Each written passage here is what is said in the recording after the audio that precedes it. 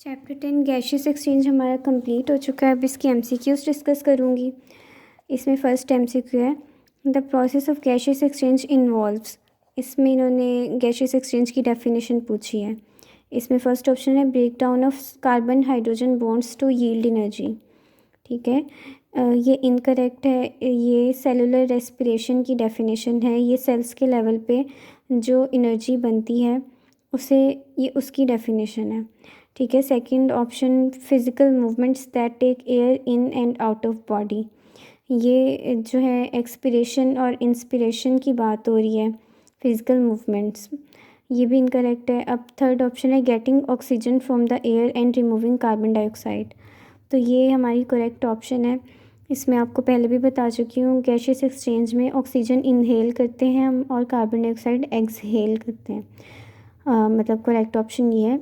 और last option transport of oxygen by the blood to different parts of the body.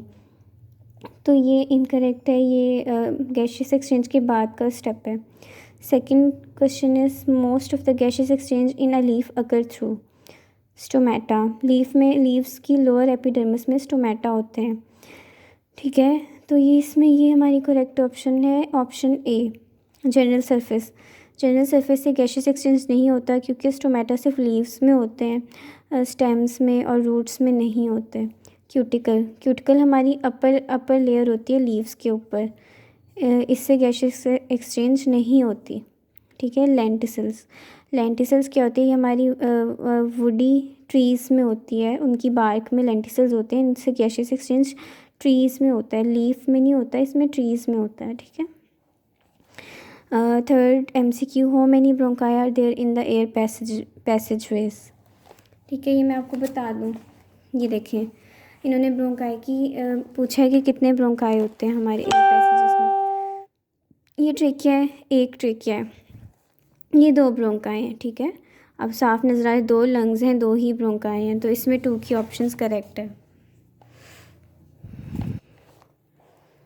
Fourth one is where does the gaseous exchange occur in humans. Gaseous exchange humans में कहाँ होता है? ठीक है, pharynx, trachea, bronchi, alveoli. Alveoli हमारी correct option है। जो pharynx, ये फेरिंग्स है, ये फेरिंग्स है, ये ट्रैकिया, लैरिंग्स और ये ब्रोंकाई और ये alveoli.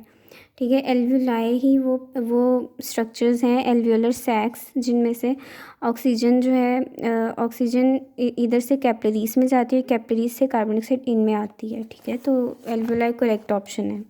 MCQ number 5 is which structure actively helps in taking the air out of the lungs. ठीक है, कह रहे हैं कि लंग्स से कौन सा स्ट्रक्चर एयर को बाहर निकालता है? Nasal cavity, bronchus, bronchiole, diaphragm. ठीक है, ये मैंने आपको पहले भी बताया था जब मैंने आपको इंस्पिरेशन और एक्सपिरेशन का मैकेनिज़्म बताया था। ये डायफ्राम एक मस्कुलर लेयर होती है। ठीक है, दूसरी वाली डायग्राम किधर है मेरी? ये एक मस्कुलर लेयर होती है डायफ्राम। जब हम इंस्पायर करते हैं तो ये नीचे को आता है, जब हम एक्सपायर करते हैं वापस ऊपर को चला जाता है। इसकी मूवमेंट्स के ज़रिए हमारी रेस्पिरेशन होती है। ठीक है, MCQ number 6 is the primary chemical stimulus for breathing is the concentration of. अभी कह रहे हैं कि ऐसा क्या स्टिमुलस होता है जिससे ब्रीदिंग स्टिमुलेट होती है? Carbon dioxide in the blood, oxygen in the blood, carbon dioxide in muscles, oxygen in the muscles. ठीक है, मैंने आपको पहले भी बताया था कि हमारे ब्रेन में एक रेस्पिरेटरी सेंटर होता है और ये ब्लड में जो कार्बन डाइऑक्साइड होती है वो इसको एक्टिवेट करती है।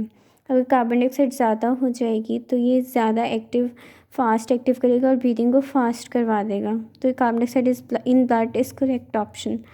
MCQ number 7 is point out the false statement about respiration. False बतानी है हमने इसमें। Gases can easily pass through the walls of the alveoli, it's correct. Gas exchange in the lungs is very efficient because lung provide large surface area. ये बिल्कुल true है कि alveoli होते हैं और जिसकी वजह से लंग्स का सरफेस एरिया बहुत लार्ज हो जाता है। ठीक है, अब third option is in emphysema the walls of the alveoli break and there is more surface area. This is incorrect. Emphysema में वॉल्स ऑफ एल्वुलाई ब्रेक करेंगी और सरफेस एरिया कम हो जाएगा। ये भी मैं आपको बता दूँ, ये एम्फीसीमा मैंने डायग्राम बना के आपको लेक्चर में सारा बताया था कि हमारा ब्रोंक्यूल है, इसमें एल्वुलाई लगी हुई हैं बिल्कुल बंच ऑफ ग्रेप्स की तरह। ठीक है, जब इसमें डैमेज होगा तो इसमें ये वॉल्स ऑफ एल्वुलाई बीच में से डैमेज हो जाएंगी। ठीक है, और हमारे पास जो बनेगा एक लार्ज एल्वुलस बनेगा। अब इसका सरफेस एरिया बहुत कम है, इसमें ऑक्सीजन जो है कम, इसके ज़रिए ऑक्सीजन कम जाएगी बॉडी में। तो ये इनकरेक्ट मतलब फॉल्स स्टेटमेंट इसमें आपको बहुत क्लियरली पता चल रही है। And last option is dust particles can damage the lungs by irritating inner alveolar surface, which is incorrect. Dust particles नहीं, दिस इज़ करेक्ट ऑप्शन। ठीक है, डस्ट पार्टिकल्स भी डैमेज करते हैं एल्वियोलर सरफेस को। अब हमने फॉल्स स्टेटमेंट बतानी थी, वो हम पहले ही बता चुके हैं। A disease involving the breakdown of air sacs of the lungs, air sacs की डिज़ीज़ बतानी है। न्यूमोनिया जो है, इसमें क्या होता है, एल्वियोलर सैक्स में फ्लूइड आ जाता है।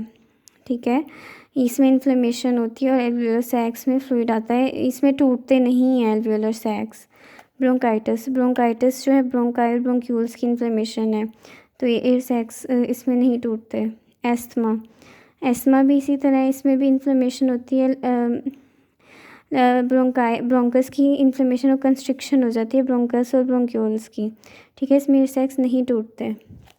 और एम्फीसीमा मैं आपको पहले बता चुकी हूँ, इसमें एयर सैक्स टूटते हैं और उनका एल्वियोलर सैक्स का सरफेस एरिया कम हो जाता है और ज़्यादा से एल्वियोलर सैक्स नहीं रहते, बड़ा एल्वियोलर सैक बन जाता है।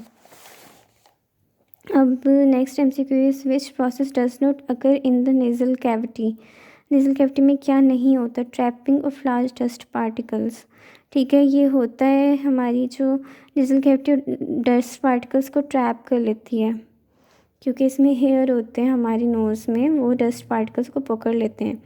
ह्यूमिडिफिकेशन ये भी होती है, मतलब हमारी जो एयर अंदर आती है ह्यूमिड हो जाती है, उसमें वाटर वेपर्स ऐड होते हैं।